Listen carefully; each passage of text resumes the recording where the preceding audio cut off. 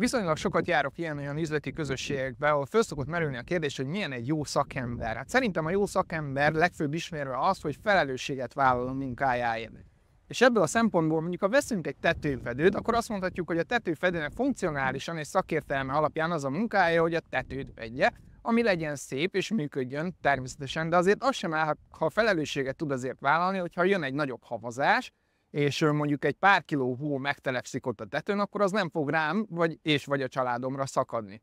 Ugye érezzük a kettő között a különbséget. Most a véleményem az, hogy neked is, mint professzionális műkörömépítő, mint szakember, nem csak az a feladatod, hogy szaktudásoddal természetesen boldoggá, elégedetté tedd az ügyfeledet, hogy szép ápolt körmé és manikűrje van, hanem felelősséget is kell vállalni a munkádért, és tisztába kell legyél azokkal a kockázatokkal, akár egészségügyi kockázatokkal is, ami ezzel a szolgáltatással együtt jár a számára, vagy járhat a számára, hiszen te vagy a szakember, benned bízik, és a felelősség a tiéd az ő egészsége iránt is. Na, erről fogok egy picikét majd beszélgetni a mostani Mystic Day-en. Az én témám ugyanis az, illetve a címe, hogy lehet-e rákkeltő egy géllak. Most azt mondod, hogy micsoda baromság ez a cím, biztos, hogy nem. Elmondom, a válasz nem ennyire egyszerű, és nem. Itt most nem a szokásos UV-lámpa által okozott bőrrákra gondolok, teljesen más aspektusból fogjuk megközelíteni, összetevő szinten fogunk vizsgálódni egy kicsikét, de közérthető és emészthető formában a tőlem megszokott módon. Úgyhogy remélem, hogy találkozunk, vagy tudod mit?